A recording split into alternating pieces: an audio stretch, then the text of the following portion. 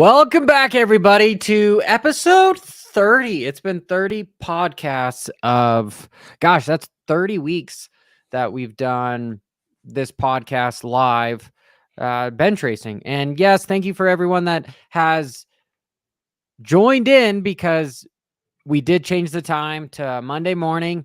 I just felt Friday afternoon, that's during press day, it was harder to get people on. And personally, I just was somewhat tired of talking about last weekend's race when I was all hyped up about the race coming up. So happy Father's Day to everybody. I hope everyone had a awesome day. I did a little race for myself, little sprint race, then went to breakfast with my family, took my daughter to go see a movie, which was awesome. Then just had a cookout with some people close to me. So that was good. I hope you guys had just as good of a Father's Day. And ironically, I'm sitting here complaining about guests, and some of the people that I had on the show, they had other things that they had to do, which is totally cool. Sometimes it's hard to make things work, but Coach has always been there. And, I appreciate you, Coach, being my co-host. And, I said, happy Father's Day to you. It's crazy how many races were going on this weekend for just all sorts of sports. And it was pretty cool to see all the dads celebrated. Yep, 100%. And like you said, happy Father's Day to everybody. And for those of you that jumped on board, the numbers were great, Johnny. I was surprised to see how many people were both in the live chat as well as came back and watched it. So that's encouraging. Yeah, I didn't give people much warning, and unfortunately I'm at like I'm just candid, right? I just say Yep. how it is, Yep. right? There's a lot going on with everything that I have in my life. I've got like a couple different businesses, just like you do, the crypto channel, I didn't have time to kind of get it out there, and it's a slow process, but we're moving with it. And with motocross, numbers are always down with moto, which is funny, because it is, I would say, it's the grassroots to motorcycle racing. It's the cream of the crop. That's really what we get excited for. And but it is a big time consumption, because especially with the broadcast, 5 hours on a Saturday, like that's a lot for people to do, plus the little shows that they have, plus the qualifying. I remember the days when they didn't even show first motos and they just showed highlights of first motos and second motos. I love the option that people can go back and watch the whole thing, but I don't know, it's a huge time consumption. And maybe I'm being a little bit dark here, because I'm going to get into the shit talking that Deegan did, because we're going to talk right about that, Coach. But it goes just to the longevity of the sport.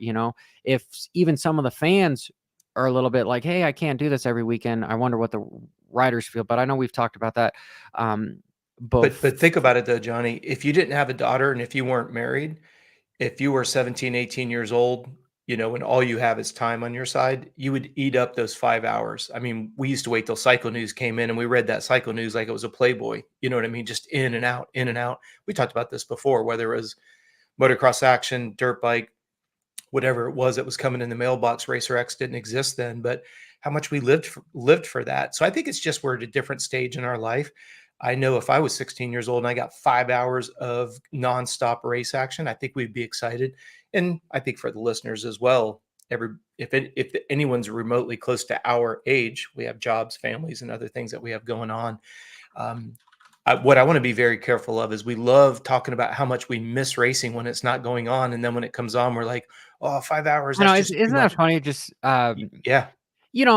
I come from a family of complainers, so it's much easier to just F and complain about shit, and honestly, it's kind of the only political thing that I'm going to say. Okay. So anybody in the chat, just tell me to shut the F up. My generation is a bunch of freaking complainers. Everybody complains about stuff, not just in business and politics, but that's just how the world is kind of transformed. Coach, you've heard me say that strong men create good times create weak men, and then weak men create bad times, and it's Amen. just this cycle. here. And us, my millennials, yeah, I'm giving my whole generation some shit because we complain a whole lot. Well, but It goes that's why I think it's so worth mentioning something about it, because if you think about what is it that we're so busy doing that we don't have 5 hours to enjoy racing? Is it social media? Again, for ourselves, we have children, we have companies, we have cats, right? That's Sprocket, right? Oh yeah, that is Sprocket, dude. That guy's been through some shit, man. I call him my Bitcoin cat because people are probably going to uh,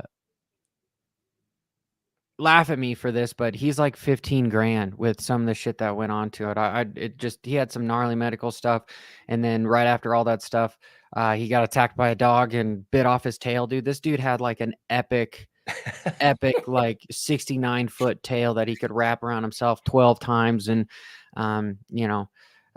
talking about like the weak generation, I didn't have the heart to just lethal inject the dude because he would have survived if I would have just I sold my truck and I was going to put money into a Bitcoin.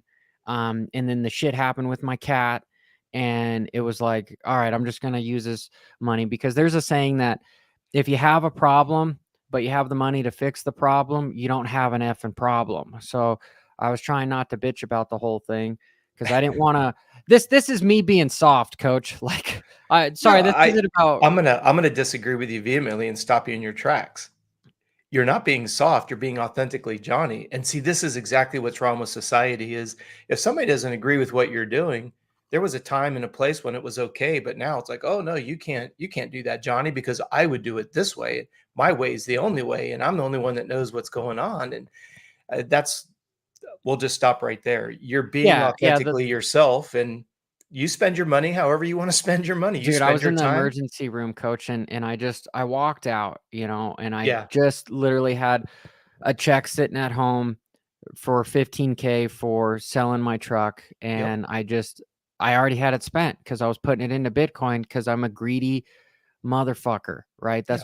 That's just me. I'm selfish, right? And part of that comes from racing. Racing makes you selfish because you've got guys around you that are constantly helping you. And that's why the whole parent dynamic sometimes is difficult, because your parents end up being servants in a way sometimes at the races rather than the disciplinary parents. And then there's two extremes on that. But But anyway, how is that selfish when you're looking at trying to get the best out of yourself physically, mentally, how's that selfish?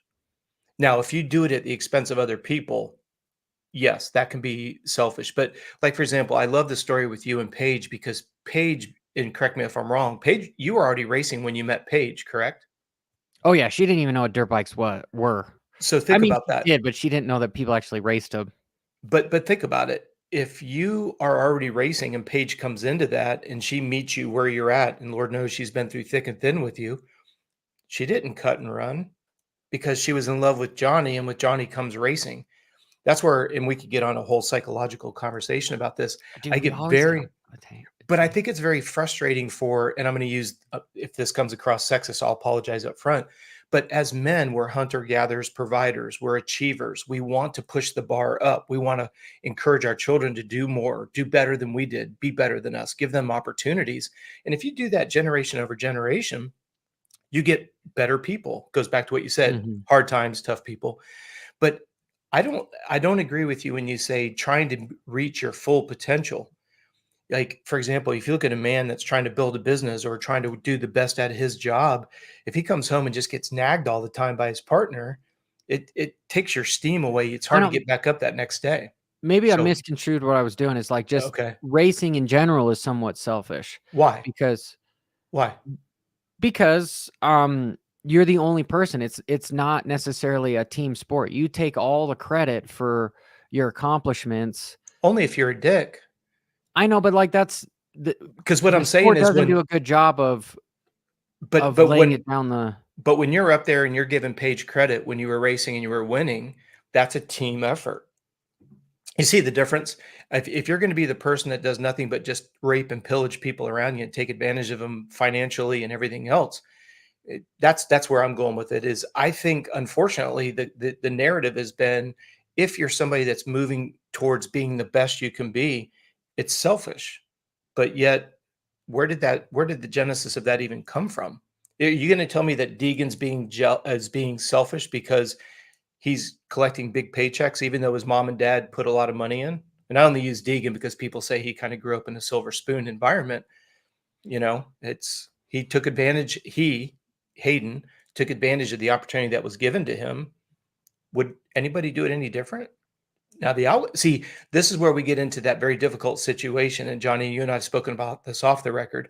You'll tell me that somebody's a drug addict because they came from poverty, and right next to him is somebody who came from extreme wealth but's a drug addict. How'd they end up in the same place with two different beginnings? If you're going to tell me that Hayden Deegan got lucky, I disagree. Luck is where hard work meets opportunity. So Brian Deegan, Love that quote, busted himself up a million different times, built a brand, Metal Militia, capitalized on it, invested that money in Hayden and his and his race, and now son he's.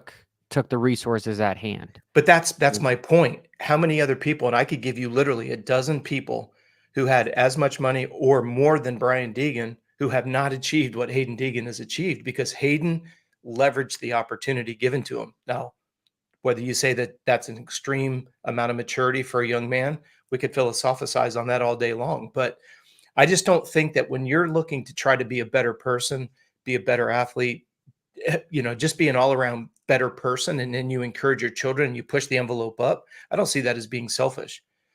And if you think about it, now you have Brian Deegan who built a brand, Metal Militia, and now Deegan is building its own brand.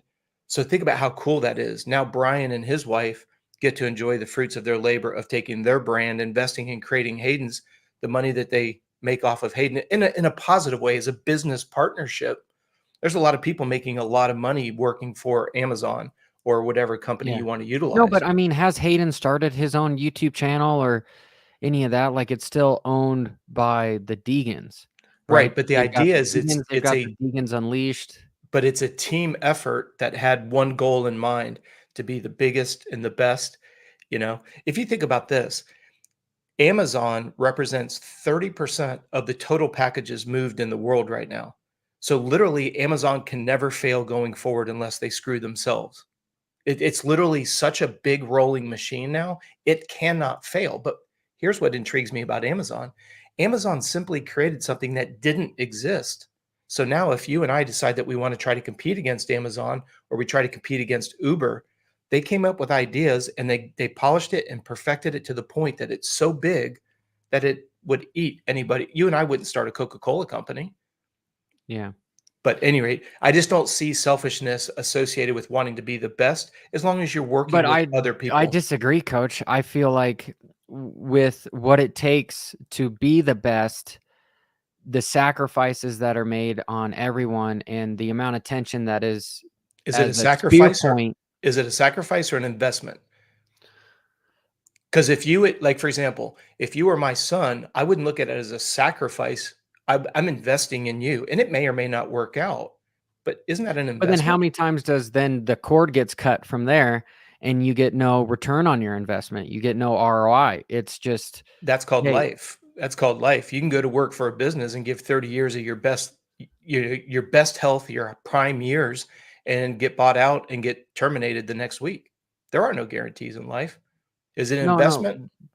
No. But that's what I mean is it's like, as a young athlete, that the kids are exceptional at dirt bikes. It's different than in other sports where you learn to work with a team. You cannot go win a soccer game by just being the star player up to a point, right? True. Yeah. Football, baseball, all that stuff. In moto, you flourish when you're the star player that could come from 40th to first, right? No other sport you can do that. You can't have 40 guys against one and do that. That was my point. But no, you can. You're doing it right now. Triathlon. You came out of the water in dead last and you biked up to 5th place. That's you against 150 other people running. Okay, so that you contradict myself, because there's another sport that's very selfish, right? Because what about the amount of sacrifices that you have to spend training and whatever by yourself rather than But what do you do? You throw your bike on a trainer, you ride indoors so you can be with your daughter. So you would have no problem. I've got you doing 10 by 2 mile intervals, and all of a sudden your daughter needs something. You're the type of dad that'll put your workout on pause, get off the bike, and give your daughter what she needs. But you're Yeah. still training. It's just the way you approach it. You're It's investing in interesting that we were yourself. starting about talking about my cat, and this totally turned into it. But No, it's I all guess good. to bring it totally to a head, um, I didn't want to become the person that was just going to put the cat down and then put the money into an investment. So instead, um, I put it into the cat, and then ironically, a few months later, we actually needed the money to live. But anyway, that's just funny how, in the midst of chaos, there's opportunity and growth Amen. and all that stuff. But Yep. we've been talking about Deegan, and here I want to show some stuff because, gosh, okay, this is the response that Hymus had. Oh, you know what? Here, I need to stop that because I don't think sharing my screen, I added the little button that said share audio as well. So here, now that should work. Amos thought he had it. I got the best of him, man. Did that motivate you? Did you even know those comments were made prior to Moto number 2? I mean, I didn't hear anything, but I mean, he rode really good, and I was struggling a little bit. So just need to figure out the first motos a little bit better. But I mean, yeah, overall, we'll figure it out. He said Hymus thought he had. Okay, and for context, I need to find I'm going to see if I can play it here on I should have had it ready. I thought I was going to have it ready, but I didn't. But anyway, my point is that Deegan is doing a great job of psychological warfare, right? He's reminding me of a more polished, a more clean-cut Jason Lawrence, where it's not like this thug mentality. It's like this, the intent is to get inside your head and to make you be all jumbled, because he's done it to Levi Kitchen. Yep. He's doing it to Hymus now, and he's backing it up. I call it the Conor McGregor effect, because when I was hurt, coach, and I hated life and world, and I was just sitting on the couch here, and I started getting into MMA, and I saw this freaking POS dude, Conor McGregor, at press conference just be incredibly rude and just tear down people. So I'm a guy that is frugal. I actually bought a fight to watch him get his butt kicked. And what did he do? He knocked out the dude inside of like 3 seconds, and it instantly turned me into a fan.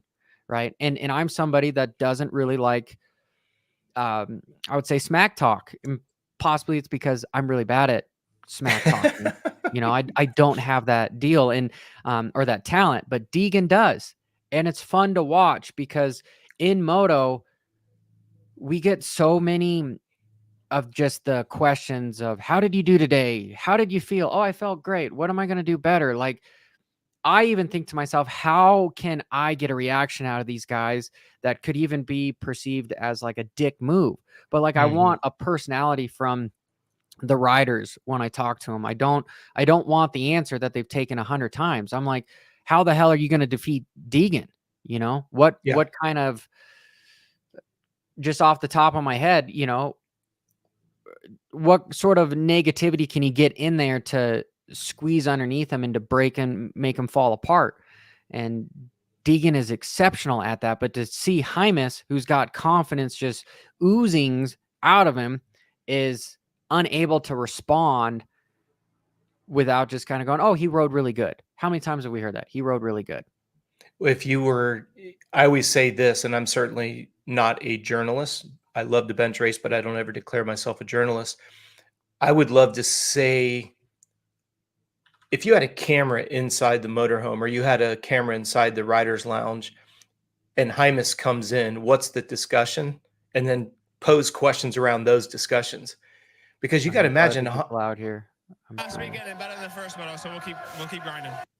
Okay. Keep going. Well, you've just got to imagine, like you said, we're over how'd you like the track?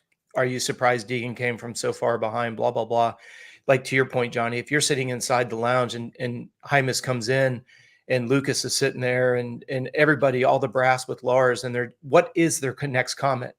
How the hell are we going to beat Deegan? What the hell is going on? Now, I know that they're thankful. I mean, Hymus is obviously having a breakout, but that's where the question should stem from. Like, how in the hell are we going to beat this dude? He goes from shit starts and comes all the way to the front. That's where I think the questions need to originate from is what are the teams saying about how are we going to beat this guy? I agree with you. That should be the questions that are posed. Jace with Gypsy Tales does a great job with asking those types of hard questions. Well, Coach, like my whole point is let's look at Netflix, for instance. Mm-hmm. The amount of stuff that is on PG-13 would be considered rated R, 10 years ago. Yeah. Kids are, it's just, we're living in a fast pace where kids are growing to be more adults quicker. We're using derogatory terms more often. And like, I necessarily don't like where it's going as a parent. However, I see that there's some room in the sport to be a little bit more derogatory, like as a 15-year-old kid, they go to school, they're going to have reactions that aren't the most professional, but they still have learned how to be professional. Maybe I'm not being concise with my thoughts here on this. My point is, right after this here, let's hope that don't get demonetized here or anything, but here, come on, NBC. Let's hear what he has to say. He's screaming for you every lap. You make the pass on the last lap. Tremendous ride. Yeah, man, on the start, I got cut off pretty bad. I think the crowd is hyped. I love it. This crowd is wild every lap around the track. That was sick. But, yeah, I got cut off on the start by chance. And I know, I get it. He obviously thinks he has a chance. So I had to show him that, he doesn't in that moto. And I came from 30th to first, and that was gnarly. I'll say I rode my heart out. That's what we picked. And that people told Chance that what Deegan said, and in the pits, behind closed doors in the rig, that they're like, that motherfucker, we're going to kick his ass in Moto 2. We're actually going to cut him off because we didn't cut him off in Moto 1 because if we watch the start, he didn't actually get cut off. But, No. Riders, that's what they perceive sometimes. Anyway, it's their split-second decisions, milliseconds. And so in the press conference, I want Hymus to be like, yeah, I didn't appreciate that. I'm going to do. He could say it professionally. I'm going to shut him down as well. Come get me, Deegan. That is what's going to sell tickets to not just the people that are already fans. If you're trying to make more fans out of people, exactly my analogy or my experience with Conor McGregor is I saw a press conference with him. I saw him being a complete a-hole. It got me to actually pay $60 for a fight. And then once he delivered, I was instantly turned my head, and that's what Deegan is doing for the sport. But we need other people to interact with it and fight back. Not just at this point, Deegan is bullying the other riders and they're letting him do it. They're letting him get away with it. I would agree with you 100%. The other thing to keep in mind in Mr. Like 303 in the chat room, I like what he's saying. Right now we are perceiving Hymus as being a little bit bland, but just remember, this is all new to Hymus. He's been thrust into the limelight in a very short period of time at the professional level. And yes, there's been a lot of expectations on him. Lucas Myrtle's put a lot of time and money into him. Honda's put a lot of time and money into him. Correct me if I'm wrong, Johnny, but isn't he riding with a torn up knee right now? Because didn't he re-injure it?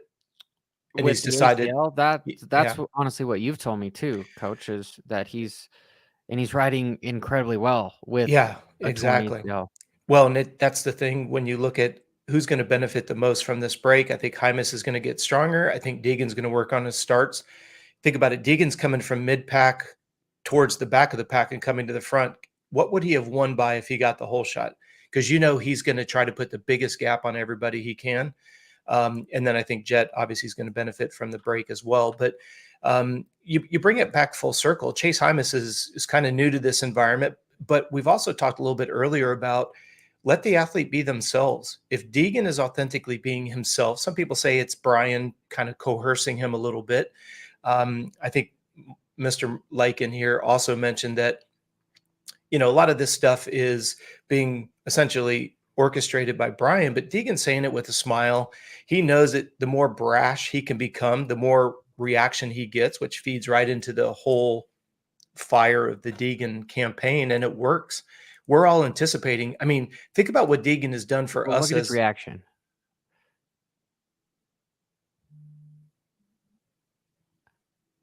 He's fun to watch. He's entertaining. Sorry, continue, coach. well, no, all I was going to say is if you think about it, Deegan has got us on our edge where as soon as JT Money puts that microphone in front of him, we're just waiting to see how abrasive he can be. And as articulated in the chat room, he's doing it with a smile. I think there's no malicious intent by Deegan. He just knows it's all part of the game. He gets more and more exposure for the more brash he becomes. And then you've got Hymus, who is very new to this. I think his personality is quite humble. He's very meek. So when you look at look at the contrast, right? You've got brash Deegan to a quiet, humble Hymus, which makes both extremes looks even bigger. Hymus looks very timid, as articulated in the chat room, almost boring. And then you've got Deegan that's just going to say anything to ruffle your feathers. So the further that is apart, the more grandiose both ends look. Feeds right into what Deegan wants to do. And some of the comments here, they're all talking about karma, and sometimes the no reaction is the best reaction. 1000%. But guys, this is a professional sport. Okay, we need to disconnect what you would do in real life to this is drama building. Deegan is coming at this almost as like an acting presence. And so you need to like respond as well to be entertaining. And it's a business strategy, in my opinion. And therefore, I think that it's good drama for Hymus to just poke the bear as well, right? Because the AMA is in charge to keep the rider safe. Even the series is in control of keeping the rider safe. And also everyone that are on those teams, from the mechanics to the team managers, if they see these guys actually really go after each other to try to hurt each other, okay, boom, penalties, big fines, all sorts of stuff can happen. But for entertainment, let these guys freaking knuckles off and let's see them get exciting, because that's what we want to see. Sometimes I would rather watch a press conference like that than the actual fight, or sometimes a fan might like to watch some trash talk rather than the racing. And then once they're on the racing, they're like, oh, what are they going to do? What are they going to do? Are they going to race each other clean, hard? Are they going to barely touch? It creates a narrative. And I know for hardcore fans, you let your racing do the talking, but guys, we live in a new world, and gals, yes, being respectful is what we should teach our kids, how we should live our lives. But as far as what this sport needs right now, is it needs a little bit of disrespect injected into the system, because people pay attention to Deegan, and Deegan doesn't sit up there and go, thank you, Star Yamaha and Monster Energy and blah, blah, blah, blah, blah.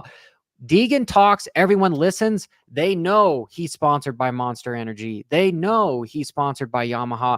They're going to go buy those products because they know he is, and he doesn't have to say as much. But every other rider has to give this big spiel, where if they were more personable and kind of gave it back to Deegan, it could shoot him up tenfold. Like the best experiences is not your old. And coach, I know I'm very long-winded here. Go with it, bud. Go with it. My point is just, you can learn from Deegan, and all these riders should learn from Deegan to their advantage to increase their paycheck. Because if you're incredibly entertaining, but you are a fifth place guy, you're still going to get a bigger paycheck. Like Deegan came on board and he didn't instantly wasn't a success and whatnot. Yeah, he worked really hard, and now it's a compound effect, because now he is the top dog, and now everything that he's built up, it's coming to fruition. But when he first started, he wasn't getting on the podium. He didn't really believe himself by his riding. If you watched him ride, he looked timid. He was letting riders kind of push him around a little bit, but then he had the whole acting presence where he would talk a big game, and he had good people behind him that kind of built him up. And then it just inflated his ego. And I'm a huge fan for it because he's putting in the work. He's doing everything that he said he was going to do. And it's fun to watch. Come on, Kitchen. Come on, Hymus. You guys have got big confidence going. Come on, Ty. Like, you just won your first race in 4 years. It was 300 win for pro circuit. Like, now let's start with a little bit of trash talking. And it could be your own way, coach, because I know you said let them be their own, but you can smile and say F you at the same time. Absolutely. Personality. Well, what's the old saying? It isn't bragging if you can back it up. And when Deegan gets a shit start and then he goes down and then still comes through the pack, it's very hard to talk trash on somebody who can back it up. You can go back to the Matasevich Bradshaw days, trash talk all day long, right? But then when they got out there, they actually performed. Something that I think needs to be taken into consideration is you've got Deegan who's going to go 450 next year. Look at the idea of how much money Hayden Deegan is going to bring. And this is I'm going to go down a bunny trail, but I hope it'll tie into what you were just talking about earlier. Wait, back up. You're saying that Deegan's going to go 450 next year? Yes, 100%. In Supercross. He's not going to try to defend anything. He's just going to jump. I think we'll see like what Jet did. He'll go 450 outdoors, but I think he'll stay 250 Supercross. But here's where I'm going with it. I think he's going to stay on Yamaha, because if you're the big brass at Yamaha, right, and you're lining up with John Tomac, which is Eli's agent, you've got Jay Coop, and you've got Cooper Webb. I don't know who Cooper's agent is. Now Yamaha is in a very unique situation because they're like, okay, well, this kid Hayden Deegan is bringing all kinds of attention to the team. It's kind of like we talked about with HBI. HBI was building its team around marketing Ty Masterpool, right? And so he does an interview with Cooksey. He talks about the idea that we wanted him to go. Okay. But then the conversation comes, what about sponsorship revenue? Now you've got Jake, and you got Ty's brother Jake that's on there. You got a Masterpool name. I want to come back to Star Yamaha with Deegan. Once again, whether it's intentional or not, look at Brian Deegan. When he sits down to negotiate, is he going to go to Ducati? Is he going to go over to Cowie? Is he going to stay at Yamaha? Well, now Yamaha isn't in a situation where they have to say, hey, we have to come up with all this money to hire the services of Deegan. Justin Coop is going to get, again, kicked to the curb because Deegan's going to come up here. Well, but also it puts both Tomac and Webb on notice, because Deegan is bringing more value than the other two guys, hands down. Hate to say it, but he is. Tomac, if you look at Tomac and Coop, they don't have the YouTube presence. They don't have the marketing presence. They don't have the merch presence that this young man has. And Johnny, you were talking about earlier about learning quickly. Did you notice, or have you noticed, that both Hunter and Jet do not thank Honda, Quadbox, Red Bull, Alpine Star? None of them. Sexton does not mention KTM. He doesn't mention any of those guys. Have you noticed that Deegan does not mention, to your point that you just dropped a few minutes ago? Now, this past weekend, Deegan did give a shout out to the guys at Star Yamaha. It's a big program, blah, blah, blah. But for the most part, when you say that Hayden Deegan is learning, Brian is studying, they flew out and spent time with Eli Tomac. You don't think they absorbed a boatload? You don't think they're watching what Jet's doing? All of a sudden, Jet's not thinking Quadbox and Alpine Star and Red Bull. And wait a second, if Jet's not doing it, all of a sudden Hunter's not doing it. To your point, this kid's learning curve is like this. Brian's obviously helping. Hayden's mom, even Hayden's sister, with her stuff that she's learning over there racing cars, right? The idea here is, what a paradigm shift. When Deegan goes back, he's bringing value to a team. Well, now the team's like, wait a second, if we bring Deegan on, we might be able to go out and get, I'm just going to might be able to get an Amazon to come on board. We might be able to get some Fortune 500 company to come on board because of the marketability. Now you're on par with a James Stewart, a Ricky Carmichael, a Ryan Dungey. You got to think about it. Ryan Dungey had hair cuttery, Target, and earbuds. Give me one sponsor, with the exception of Ken Roxon, who has an out of the sport sponsor The only person that has it is Hunter and Jet with Quad Box. You don't see Aeronautique. You don't see Kicker. You don't see those companies that you used to see throwing sponsors on. You don't see a shoe company like DC or Vans that we used to see when AC and Villapoto were on their way up. You see where Deegan is going to be bringing a completely different dynamic. Whoever Brian Deegan negotiates with, Ducati, Cowie, Yamaha, he's going in with a completely different set of negotiations than what Lucas Myrtle is because of Deegan's presence. Think about that.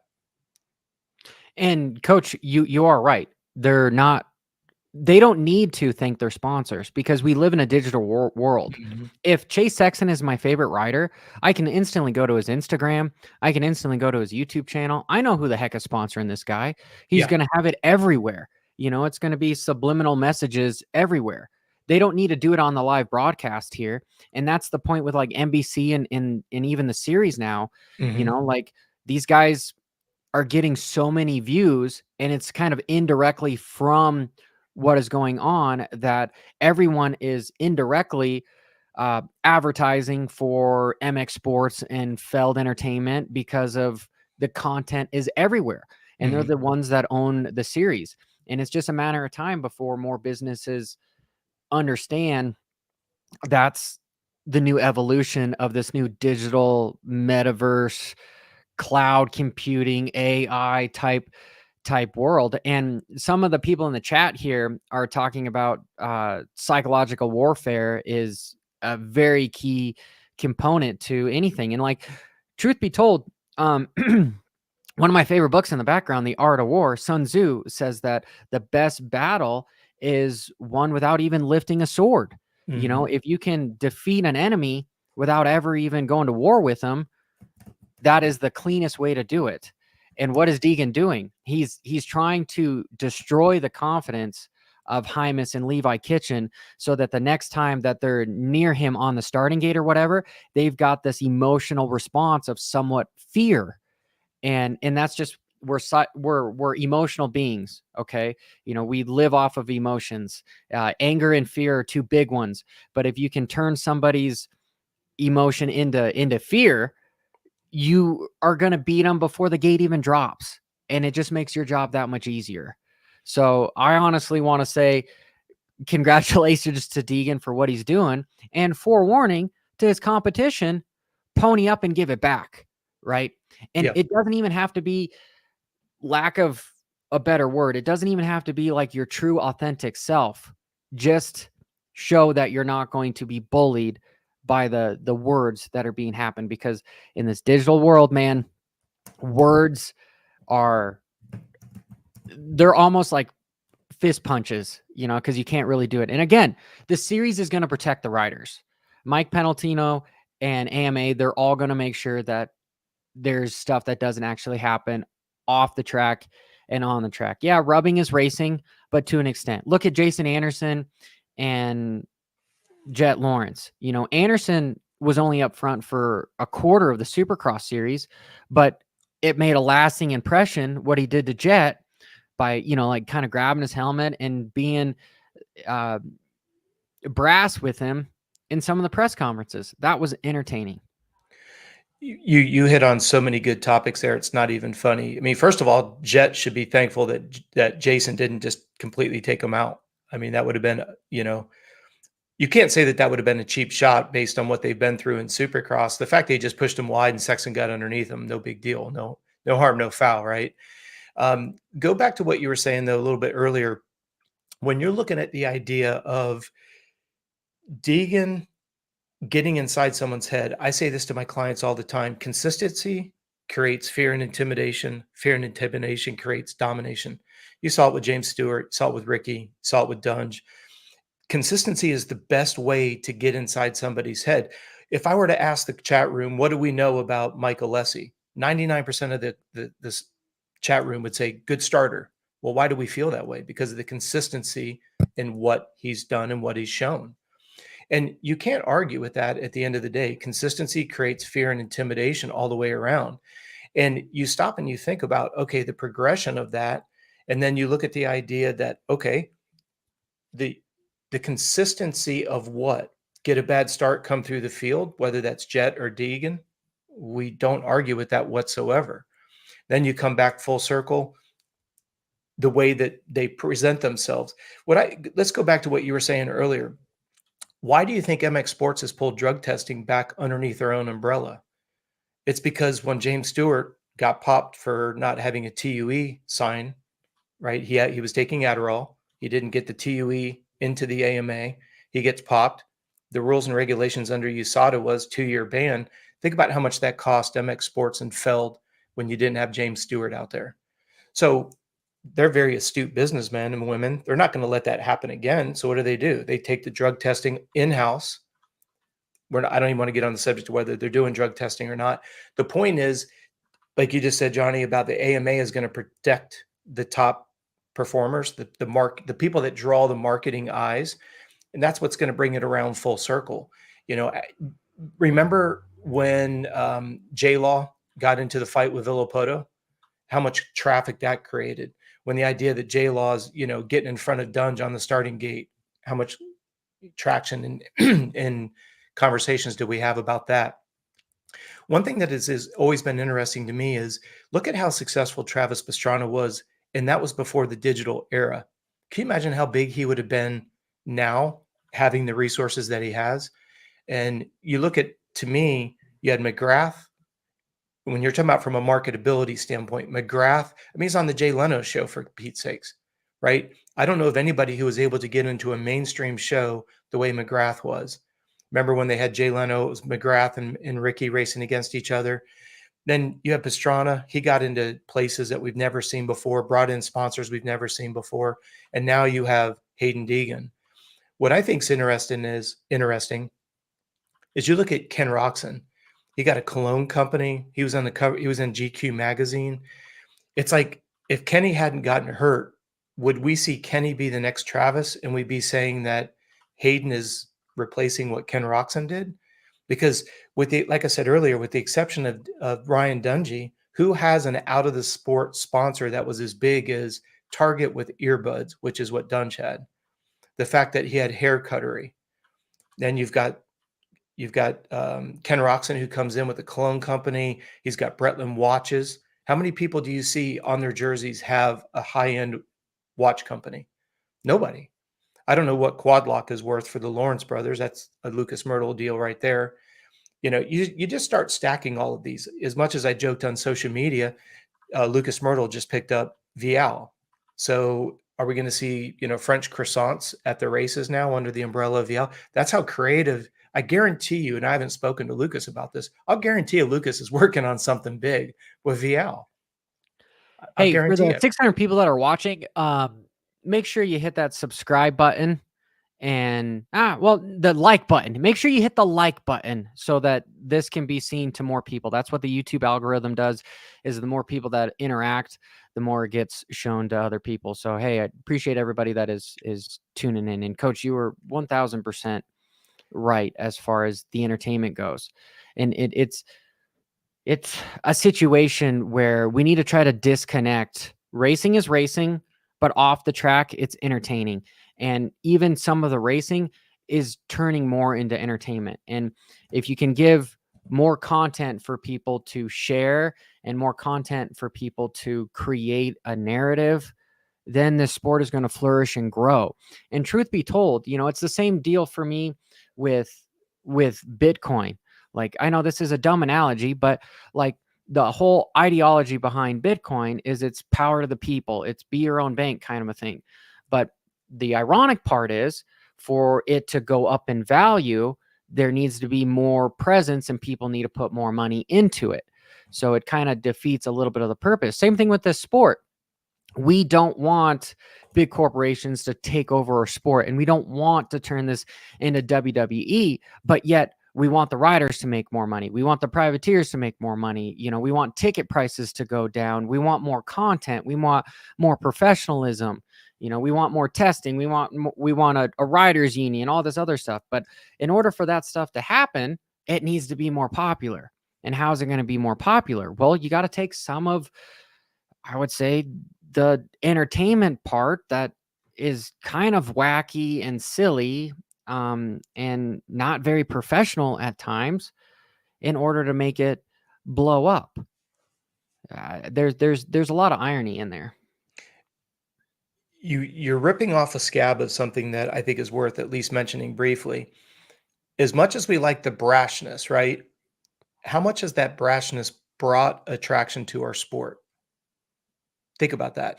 I mean, we're sitting here in the chat room, and it was just brought to my attention. I guess Dunge had a yellow number 5 battery in the store, right? I wasn't aware of that, so thanks for the clarification. When you look A at the yellow 5 battery. it said Dungy had a number 5 battery moto bike at Walmart. Oh, I guess it was one of the remote control bikes. You know, essentially merchandise, right? So you go to Target and you get the little motorcycles that have Dunge on it and Velopoto and all those guys. So thank you for the clarification of that. Those are big ticket items for an athlete. When you start getting those little motorcycles in the store, the residual revenue that comes in on that is unbelievable. But you think about, we want to see our sport, like the question, and I have to agree with it. Like, why don't we have Snap-on? Why don't we have Makita? Why don't we have all of these power companies in our in our sport? And yet at the same token, we're talking about Dunge, who was super professional, clean cut, well articulated, and he had Target earbuds, hair cutter. He had all these others. So on one hand, we love the idea that the sport's growing and there's a lot of outside sponsors, but then why would the outside sponsors come in? Well, let's look at history. When you're clean cut, very articulate, consistent, very professional, I hate to use a word, but very sellable, very marketable, that's what you get. Why do you think it's, and I don't want to use the word easy because I know Lucas Myrtle works his ass off, but how easy is it for Lucas to go sell Hunter and Jet? Good looking guys. They don't have any, you don't hear any bad rap records about them going and driving a rental car down the center of the racetrack, right? You don't hear about all the antics. Well, is it a surprise rather that the Lawrence brothers have Lockbox? They've got some of the biggest sponsors in the sport. And that's where I think, and it's difficult because there's going to be people that'll throw me under the bus and say, well, we don't want that really stodgy, super corporate look. I understand. I definitely understand. Now, Johnny, I've been on public record of saying that's not my style. I was never a J-Law fan in regards to his antics. I love to watch him ride. I didn't like the shit that he did getting in Dunge's face. To me, it was childish. The shit he did with Velopoto, I thought was childish. Made for a lot of drama, made for a lot of talking points, right? Storylines for the TV to talk about. I'm saying if we're looking at the Dunge and what he brought to the sport from an outside in, I mean, how many of our racers have been on the cover of Wheaties? But yet we've had people that, correct me if I'm wrong, someone in the chat room, correct me. I don't remember James Stewart or Ricky Carmichael being on a Wheaties box. Dunge was, but those guys supposedly are considered the best of all time. People call Ricky the GOAT. He wasn't on Wheaties. Dunge doesn't have the same track record, but he was on Wheaties. You have James Stewart, very marketable. Because those guys were very, they kept to themselves. They were what Tomac does. Who's they? The Carmichaels. They didn't let everyone in on their inner world of what they were training and what their personality was like. How in Jet's world are we? How much are we seeing of Jet's inner world more so than Ricky or James? Agreed. Well, no, I think because of social media, 100%, but it's not near as much as what Deegan's like. But social media is all staged. I mean, whether people want to admit it or not. And that's the whole full circle to this thing where the press conferences should be staged. You shouldn't take this. Hymas shouldn't be taking these antics as sheer fact. Did that motivate you? Did you even know those comments were made prior to Moto number 2? Nah, I mean, I didn't hear anything, but I mean, he rode really good, and I was struggling a little bit. So just need to figure out the first motos a little bit better. But I mean, yeah. Deegan did exactly what he was trying to do there. Is he got inside of Hymas's head and he let Hymas have the self-doubt and the negative self-talk right there. He rode really well. I struggled, right? Yeah. That's what Deegan was fishing for, and that's exactly what he did. Yeah. And we're sitting here having a conversation saying that we know how good of a rider Hymas is. He knows that he can run the pace of Deegan. And in order for him just to get that 1% better to actually defeat this kid, is he needs to be on the gate with him and race with him off the track. And that means to be like, yeah, I heard what he said. It was messed up. I'm not going to let it happen again.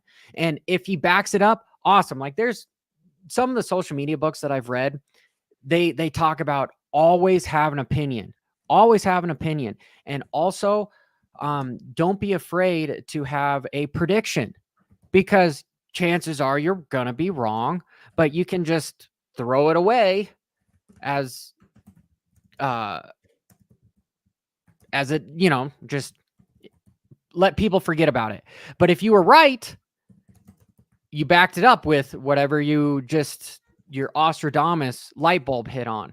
And that's the same thing Deegan's doing, is he's going to call people out when he backs it up. He's got all this irrefutable evidence to say, look, dude, I called this out. This is exactly what happened. Boom, boom, boom, boom, boom. And if he's wrong, he can do the same thing that Conor McGregor does, is still continue to talk shit. And the last 10 times he's talked shit, Conor has lost a fight, but yet I'm still going to buy a fight of Conor's here in a couple weeks because I almost want to see him lose. But if he doesn't lose, this is the footprint that was built a long time ago. And gosh, just my whole point is these guys should not badmouth Deegan, but meet him at his level. Call him out for, you didn't appreciate that. You took that as disrespect. You don't need to insult the guy, but you can defend yourself as well by not, unfortunately, do what Hymas did. He's a young guy. He is learning, right? And we're seeing him grow here. But I'm sure, hopefully, the people around him are teaching him a little bit more about the social media aspect of this. Well, I think the raw reality of it is no matter what you say, the Deegans are going to be able to spin it and make you look like a fool. So to open your mouth and try to talk trash about Deegan, it's going to backfire on you. Unfortunately, it's kind of like we've spoken about. If you beat Tiger Woods on the golf course in his prime, it wasn't that you won, it was that Tiger lost. That's when you know that you've arrived. And I think the only way that you can put kind of a statement on Deegan is you're going to say rubbing is racing. You will win the majority of the conversation when you go out there and you bang bars with Deegan, but nobody's been able to do it. Deegan goes outside, inside. Literally, I like Vial, but literally, those ruts this weekend were extremely deep and nasty, but Deegan's making everybody look like a fool, both on and off the track. He can trash talk, goes and backs it up.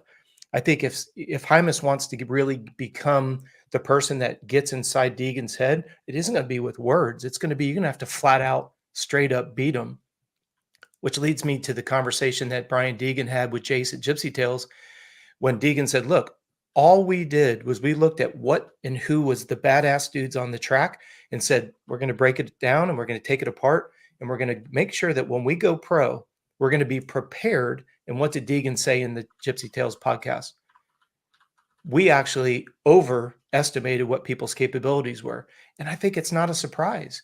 When you look at what I mean by that is it's not a surprise that Deegan is doing well because Brian set the bar so high. He thought those guys were going to be so difficult that they shot 20% higher than what everybody was at. And it's caught everybody off guard. And you're seeing, ironically, the same thing with Jet. If you're somebody in the 450 class, the bar has now been pushed up. It's not a matter of what's it going to take for you to be competitive. And coach, Deegan, even if he's wrong, he still wins. He still wins. Because again, he can just forget about what he said and move on and never talk about it whatsoever. So he's got everything to gain and nothing to lose by trash talking these guys. And the trash talk doesn't even have to be derogatory. It doesn't even have to be somewhat insultful. It can just be a little bit of poking and prodding, right? And at the same time, the reason behind that is, let's just say he's got an even 50-50 for round numbers. 50% of the people like him.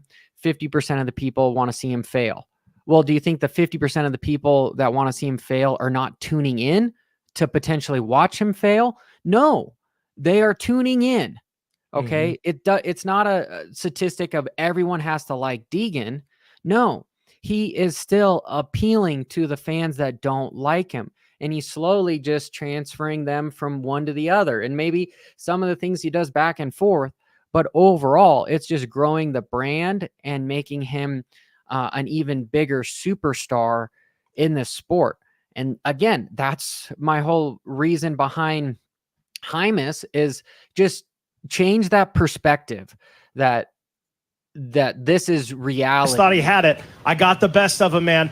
Did that motivate you? Did you even know those comments were made prior to moto number 2? Nah, I mean, I didn't hear anything, but I mean, he rode really good, and I was struggling a little bit. So just need Change it. Change his whole perception that this is in fact real life, and keep it in the ball that is entertainment and motorcycle racing.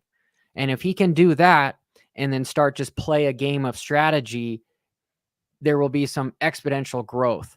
And that is probably the full circle that I say with Deegan is Deegan has an exceptional presence to be able to disconnect love from hate and even all the negativity that is on with the internet, because in a weird way, the people that talk bad about you somewhat do it out of admiration rather than they really, really just hate your guts and whatever. You know, he's been groomed for this because coach, you know, in social media, there's negative comments everywhere and you can let that stuff eat you up inside, or you can learn to just say, okay, this isn't real life. This is just words on the internet. That's you got to compartmentalize it for sure. Yeah. That's my whole point. That's my whole point. And so he is an A rider when it comes to trash talking and dealing with the negativity that the sport may give you. And the rest of his competition, it's easy because he's basically racing against novice riders because they didn't grow up in this realm. Right. And now that he's competing with him on the same level as a professional sport, it is a scary combination. Yeah, I agree 100%. And I would like to concur with Ofty in the chat room here. You know, if Deegan gets hurt, that's going to be the opening door for somebody. We saw that with Jet, right? People saw that he was not superhuman. You think about James Stewart, you know, when he got in trouble with the police, trying to impersonate the police on the way to the Orlando International Airport. And then all of a sudden he's on the 6 o'clock news walking out of the jail. That's what I think is so interesting is if you could turn back time, if James didn't get caught up in, he thought he was too big for society, he could get away with anything. Remember when he was still getting a lot of money from Red Bull and he was doing that where they build a tower and they fly off something that you build and they measure how far you can fly. It was like somebody helped me in the chat room. It was something that Red Bull had started. It's like create something and see how far you could fly it. If James hadn't gotten in trouble with the police, if James hadn't gotten popped for Adderall, if James hadn't done some of the kind of the PR stunts that hurt him, how much more would James have accomplished in our sport? If you look at the J Law, right? His antics eventually became his demise to the point that nobody wanted to sponsor him. We have Guy Land in the chat room here. Last week he was engaging with us in regards to he's got sponsorship money that he's sitting on the sidelines because there's not an ROI for the money that he invests in it. You look at a Travis Pastrana. I think everybody in the chat room could list 2 or 3 people that Travis Pastrana was associated with to the core. He's had the same 3 or 4 sponsors. It does remind me going back to like a Jeff Ward, Kawasaki, Cinesalo, Oakley, a Johnny O'Mara, JT, Honda, Oakley. We've talked about this before. And I think it's interesting. If you look at the most successful people in our sport, a David Bailey, you associate him with Honda and JT and Oakley. We haven't seen that in over a decade. Are we seeing it now with Jet and Hunter being Alpine Star? I do have a question for the chat room, and maybe somebody can help me. And Johnny, you may already know the answer to this. When did Hunter go away from 100% for goggles, and now he's an Alpine Star goggle guy? And when did J Coop leave Thor and go to Alpine Stars? Because think about the paradigm shift that we've had in the gear market. How many consecutive weekends has Alpine Star swept the entire podium with gear? Stop and think about that. I don't know when I missed that. I don't know when J Coop. And then I also noticed that. Well, they did it a couple times in Supercross too. Both Yeah, but I'm 250s just and saying. 450s. But when did Hunter leave 100% and go to Alpine Star goggles? I didn't see that happen. And see, I didn't yeah, keep up on that. because I was thinking, and maybe it's a wrong assumption. Alpine Star makes goggles. Well, that's what he's got on his goggles. He doesn't have 100%, and that's why I'm asking if somebody could help me out with that. I gotta look that up because I have not seen that. Here, I'm not sure what CJM. Who cares, Coach? Who cares about what CJM? I'm just asking a question. It was just an observation. I'm not trying to ruffle anybody's feather. I was just curious if you guys could help me. Maybe it's just a partnership with 100%. I'd have to do it rather than being on the live broadcast here. But back to what you were talking about, Coach, about the performance enhancing drugs, right? Yeah, this isn't it's a very fine line, black and white conversation. Don't do it, right? And then yeah, pretty much just don't do it. But we talked about this, that with the sport turning to internal testing, well, they can control all that. And it's just, this is an entertainment product, right? And so therefore, do I think that there is people overusing substances? Yes. But as a fan, do I care, right? Because I want to see bigger, faster, stronger races. And I want to see these guys stay healthy. And I want to see riders. I want to see the whole 40th to first. Like that's entertainment to watch. And sometimes in order to get those type of rides, I don't know, people, my whole point here is maybe having internal testing or no testing at all is good for the sport, right? It's not good for the privateers and the riders coming into it, but for the overall growth of it, it's good. We see that, Coach, you and I off the record, we were talking about the Ironman versus the T1000 triathlon stuff. And that whole series is growing exponentially, and they're doing zero testing. So they're having these performances of these guys that just seem unhuman because potentially they are unhuman, right? And they're just leveling the sport up. But I don't know. Let me elaborate on that just for a moment. And I don't mean to interrupt your. Please, no, please hold. Good because I was blabbing to blab. Please hold on to your thread of thought. And here's a reason why. Our business is all about human performance, and I cannot tell you how many parents will call us, and they're seeing what the guys are doing, and it's superhuman, right? We always say that if the results seem too good to be true, it is. If you look at somebody's progression, they're a 9-10 rider, and all of a sudden they jump to the front of the pack. That's not normal. I mean, you guys know that the margin between first and fifth is relatively nominal. Just look at qualifying times, look at lap times through a moto. When you compare year over year, and you have a factory rider that leaves one factory team, goes to another factory team, I think we would all agree that the bikes are not that much different amongst themselves. If you're looking at Star, Pro Circuit, you're looking at the Honda bikes, you're looking at those factory bikes. The difference between them is not a 2 to 3% difference, at least not nowadays. So when you see an athlete that goes from a 9-10 guy and then all of a sudden goes to the top, yeah, you've got to ask yourself, does that make sense? No, it doesn't make sense. Not on paper. It's not like a perfect example is Ty Masterpool. He got put onto a bike. What was he, Johnny, you were going to have to help me out with it. What was Ty Masterpool's best place overall in the 450 class? And then look at when you put him on a factory 250, he's up there battling with the best. I think he was like 5th place, maybe a 4th here and there. And I know a couple years ago when he was on Star Yamaha, he would, I think 2 years in a row, he won a moto at Red Bud, but he wasn't able to get an overall. Yeah. So you put that together, right? So when you look at the idea of somebody who's got the talent and then you put them on equipment that is on par with other riders, boom, he's right up there and he's in the top 5. So, like, and I just noticed somebody mentioned the Tour de France here. When the Tour de France started to really hone in on testing for EPO, the average speed of the Tour de France actually decreased for 2 to 3 years.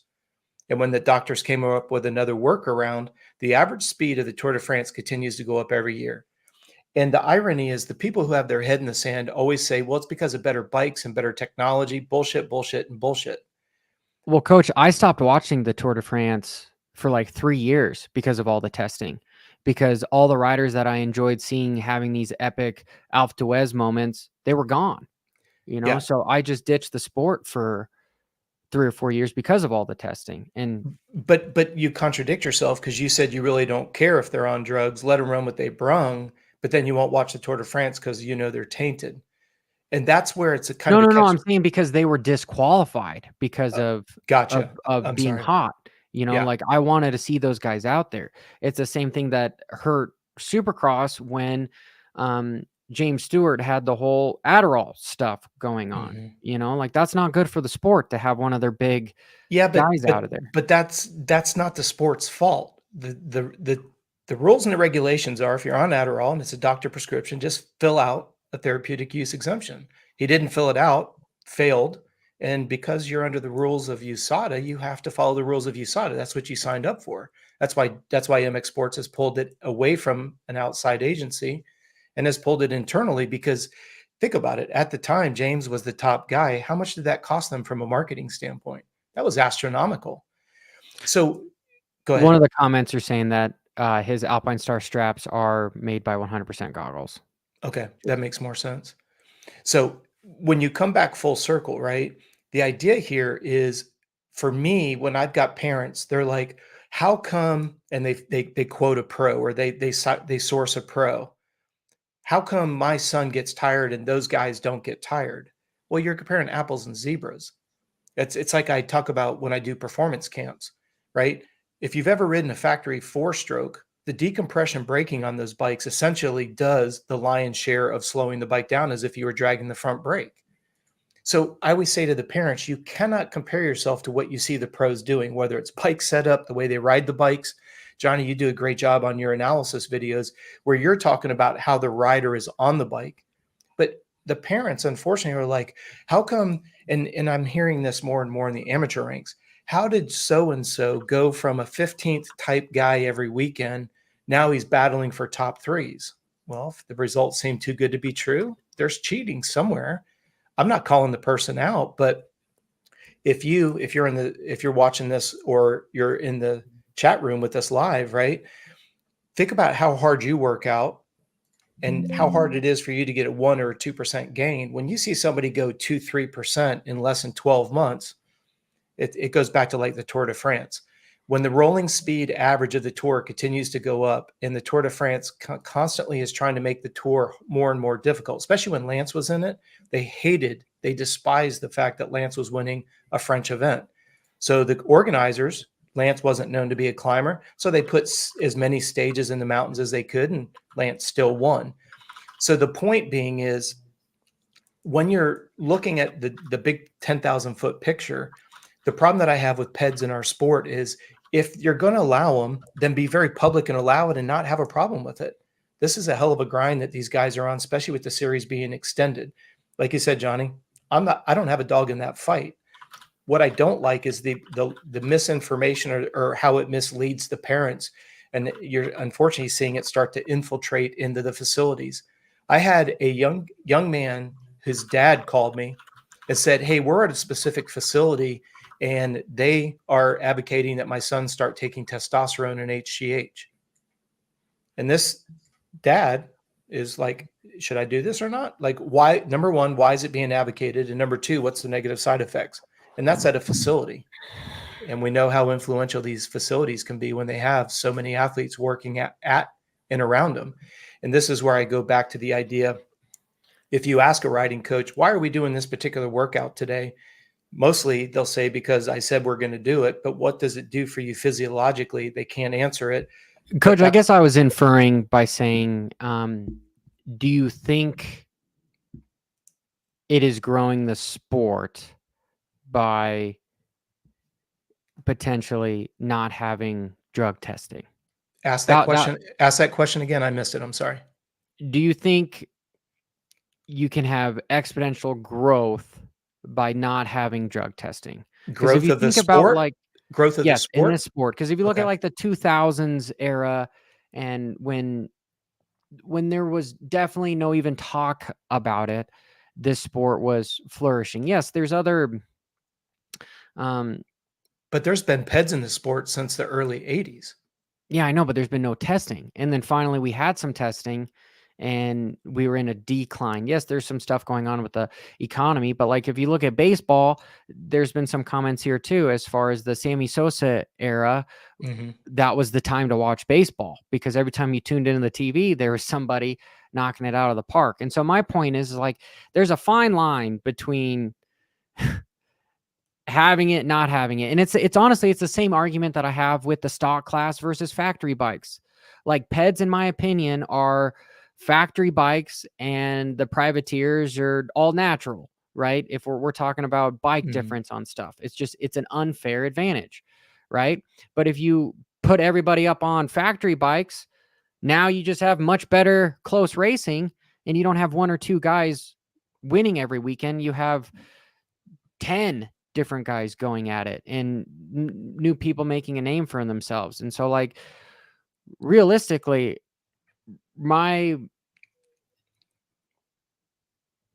perception on the whole deal is it's being skewed. It's being skewed because I don't believe that there's any testing for World Supercross, and I don't that MXGP stuff, the testing is so hard for them. Yes, it's under FIM, and they're the people that kind of got rid of here in America because for Supercross because of the somewhat of the drug testing. But we know what WADA is, and it's expensive, and they don't do a very good job. And then when you go in-house through any sort of whereabouts program or something, like Clifford says over here, USADA is more expensive, and the series has to pay money for that. So it, as a business, it seems like this is a line item that you could get rid of, save money, and then honestly increase your bottom line, which is interesting. Well, again, every time you say something, Johnny, you've got so many good points. The problem that you run into is it's kind of like we were teasing earlier. When the Tour de France was in its prime and Lance was, going out there and winning 5, 6 titles, the sport of cycling in the United States grew because of Lance. And then everybody finds out there's drugs involved, and then they want to villainize them.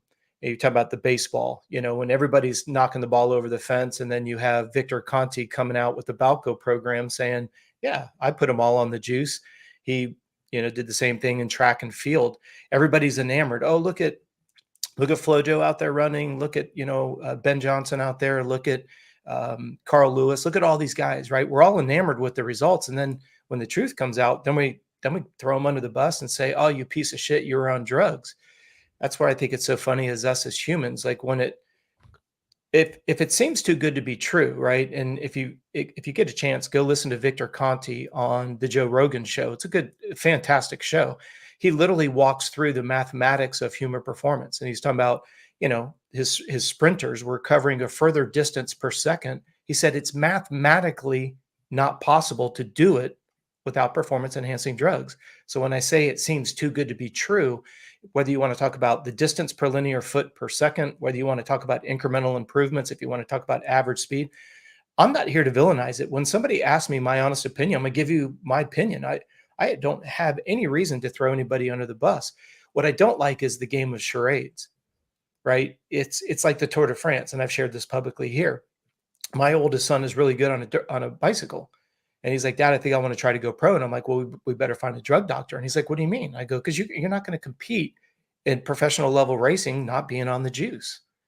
I mean, there's a difference between thinking that you're going to play a game of charades and then actually playing a game of charades, right? If you're going to be competitive, I mean, Lance Armstrong's quoted numerous times as saying when they went to the Tour with Team Motorola or Postal, one of the two, they got dead last in the Tour. And one of the team directors over there said, you're over here trying to compete on bread and water. you're never going to compete. Lance was like, what is he talking about? And then Lance, in typical fashion, figures out what they're on and says, oh, okay, I figured out what they're on and I'll do it better than anybody else. And the result, the rest is now history. And it's the same thing in our sport. We've had performance enhancing drugs all the way back to the early 80s. There were doctors that were in the sport. I mean, I've had people that have talked to me about, you guys are going to laugh at this. There were people that were taking Viagra because they were told it was going to be a performance enhancing drug. It would even cure arm pump, right? It's a vasodilator. You know, not only they were dealing with arm pump, they got a woody in their pants, like Cooper would say, like morning wood. These conversations, and what I find so fascinating about it is when you look at these results, and I've had several people that will DM me almost every single weekend on a race weekend. How can so-and-so take his helmet off and look like he's just walked across the parking lot? If it seems too good to be true, it is. How can somebody put on 25 pounds of muscle in 3 months? If it seems too good to be true, it is. Now, I'm not saying anybody's out there cheating. I'm saying educate yourself. If you're out there and you're putting 40, 50 miles a week running, or you're biking a couple 100 miles a week, and you go and you ride your dirt bike and you do a 20-minute moto and you're exhausted, and these guys are making it look like they're not exhausted and they're barely breaking a sweat, well, then don't act surprised that they're on something. What I have a problem with is, why do we as an industry feel like we have to kind of lie and say, oh, we're a clean sport, when we know that we're not? But yet we want to market it that it's clean when we know it's not. And yet you've got it's just. Well, the hard part, coach, is that there's been no anecdotal evidence that somebody is pissed hot for EPO, or that's not true. That's not true. No. No. As far as being released, though, like, it hasn't been public knowledge for that stuff. Well, now we get into semantics. Has the drug testing taken place? Maybe yes, maybe no. If the answer is yes, were the samples actually tested? Maybe yes, maybe no, because it's a game of semantics. Do you drug test? Yes. Okay. Did you take samples? That's my point, coach. But here, I want to elaborate on what you just said. Then you have somebody who was tested, the samples were tested, the results came out. Now you go back to the powers to be that says, we know that so-and-so burnt hot. Where's he on the marketing pecking order? Because now it's at the discretion of the promoters whether they implement it or not, which is what puts more merit on what you're saying. Nobody's been kicked out who was very high on the marketing side except James Stewart, and that was because it was under USADA's jurisdiction. So he did burn hot on something that he had a therapeutic use exemption for, that he didn't sign, didn't fill it out. So is that an IQ test, or is that a drug test? It was a technicality is on that whole thing. But my point, coach, is even allegedly, if the facts are there but they were hidden, it's not going to change anything until there's a competing series. This is why I was talking about, like, the whole T1000 with World Supercross now. Mm-hmm. People are not going to change, and especially you're not going to pay more for something that everyone hates when their car insurance goes up. Everyone hates when they're forced to have your house all of a sudden has an HOA to it. So now you have to spend another $100 a month. People don't like that shit, right? Corporations don't like that either. But until you have a competing entity that is forcing you to level up your game, it's honestly, there's no point in us even continuing to talk about it. My whole direction that I was going with that was, like, it's honestly, without it, the sport is flourishing, right? And but let me, because you're into triathlon now, so let me throw a thread of thought in there. T100 is now becoming the laughing stock of the fans because they're not doing drug testing. And this is where I'm of the fans, or is it of the people in control of? No, the fans are like, okay, they can read right through. Why would T100 not do drug testing? Because they want to have a better selling point against Ironman properties to go, wow, look how close our competition is. Look at this. It's a marketing debut. Wow, this is awesome. And the fans are like, well, yeah, because you're letting them all cheat. If you look at the top 10 people in a 4-hour race being less than 35 seconds apart, when you have a 3-man race sprint race across the finish line, that makes for great talking points. T100 knows it and says, guys, run what you brung. And then all the fans are like, but it's not clean. It's not. And that's what I think is so funny about human beings. I think it was said here in the chat room about the baseball, right? We loved it when the home run record was getting broken every week. And then you find out that they got drug popped with Balco and all that. Then all of a sudden, the same people that were like, oh, this is so bitchin', look at these home runs. Then you're throwing him under the bus because he's on drugs. But that's what I think is so interesting. T100, it's not drug testing. We're like, oh, these are great races. But then everybody knows that they're all burning hot. So what this would be the question to the population. And I think this survey has been put out tons of times. Would you rather watch an Olympics knowing that everybody's burning hot and no one cares? You just run what you're brung? I think the majority, I could look the survey up, but I think the survey was most people would say run hot. We just want to see great performances. That's what I'm saying. If you're going to say, I mean, do you not find it like right now, the Olympic trials are going on for swimming? Do you find it ironic that all of a sudden during this week where the trials are coming into place, almost every heat is now a new personal best and a new record? If you understand periodization, the mathematical chances of that are nearly impossible. Yeah. Agreed, coach.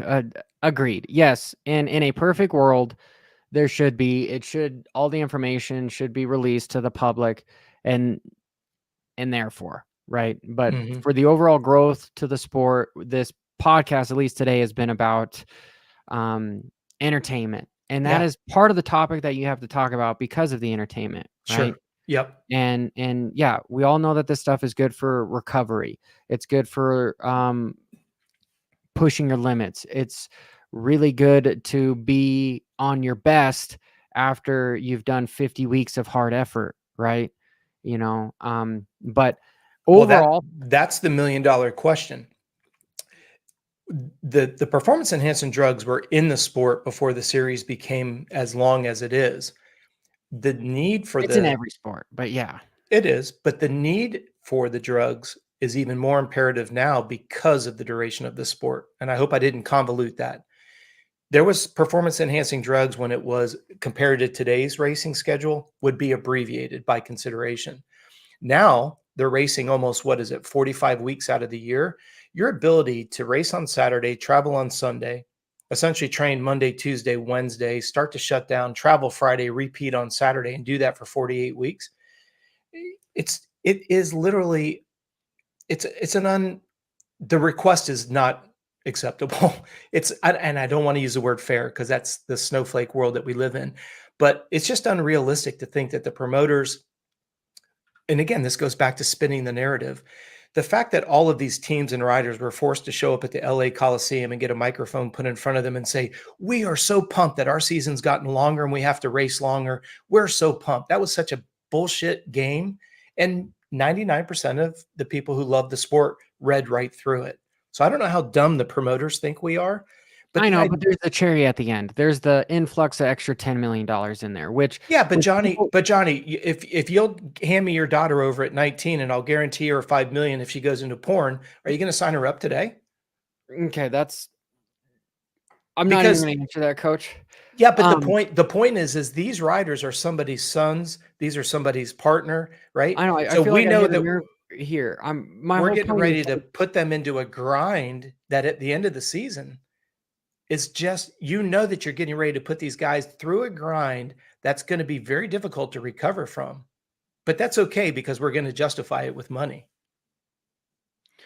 And that's honestly, that's what the sport has been missing, is it's been missing money. So people are going to do, it's a small evolution that's going to take time for people to be like, cool, now we're used to the money, but now we've got riders that are not finishing the entire series because, like, look what's happening already, right? Ken Roxon is out.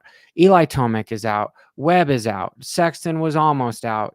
Jet was almost out. Like, the cream of the crop of the guys might not be able to make the whole 33 races, right? So it's just an evolutions of a potentially patience. We need patience. We're getting what we need. There's more sponsorship dollars at hand. The series was increased. Now there needs to be more of a finding a medium ground here, and it's going to happen over time. You know, we talk about, it's important to see where the sport is going to understand where you need to be so that you don't get left behind. And that's my whole point with this stuff is I don't believe that this is 1000%. I do not believe that the series is going to have lasting power with that many races for the riders, because the whole goal of having that many races is then to forcing the riders to race that much. And coach, we just opened this podcast an hour and a half ago where it was talking about 5 hours of racing for even a avid fan like myself that makes a living talking about this stuff, is like, dude, this is a lot, right? So And I want to be both very sides. clear, because some people said that my comment was aggressive. I'm using it to be very aggressive from the standpoint of, if everything is about how do we make money, and you're willing to push away and I'm going to use the word, I know, but I'm no, listen, the moral responsibility of recognizing that these are individuals that physically cannot race for 48 weeks in a year. And even though the teams and the riders have been vocal that they wanted a shorter series, not an extended series, but it got, and again, the message got spun with, yeah, we're going to ask more of you, but we're going to throw a bigger egg at the end of the year. I'm just saying, if you reverse engineer it, you're going to justify ruining somebody's health for the sake of money. And I want to make sure that I'm very clear. See, this is just getting too negative on the sheer fact. No, of, no, like, no. I don't want to be negative. The conversation was about, why would someone do drugs? I'm just saying, hey, dude, I understand why you're doing drugs. It's the same way with the triathlon. If you're racing a half Ironman every 2 weeks, you can't recover from it. This is not negative at all. No. And my whole point was like just the lack of, in overall, the lack of not testing has been good for the sport, right? We don't have we have a much smaller attrition rate this year. We don't than have we've had evidence last year of anything going on, and we don't care. No. As a fan, you want to see good racing. Yep. Right. I want to see the sport grow and do that kind of stuff. As somebody coming up, as little kids trying to get involved in this, yeah, it should be more transparent, but it will take time.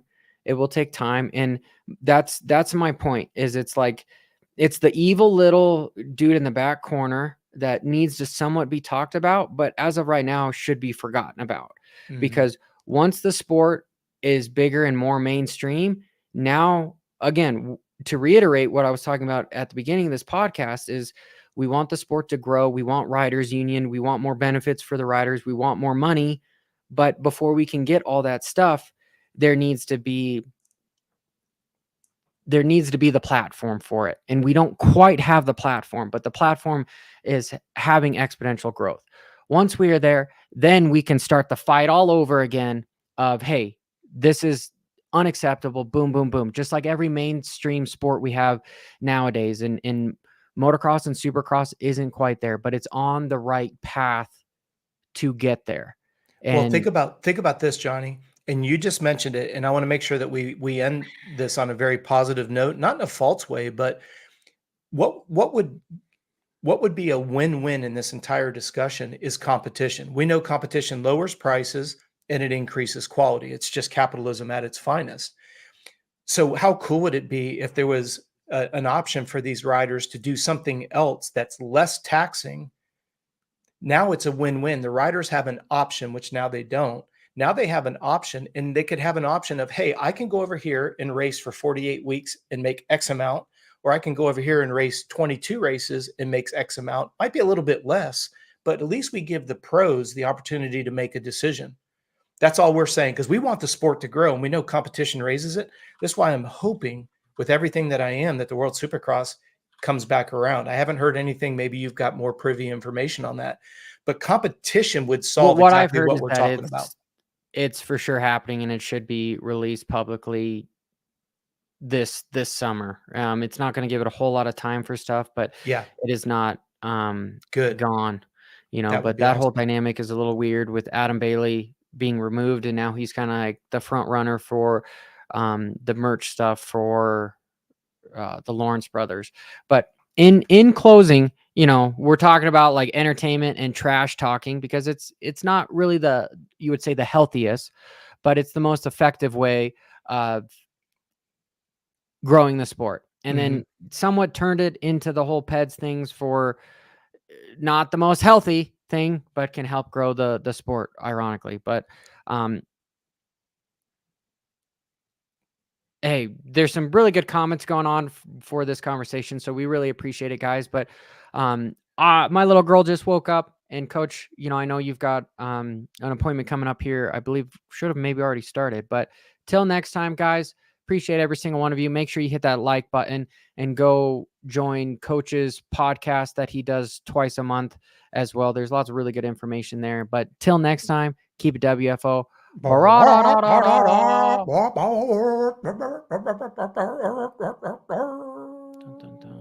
Boom.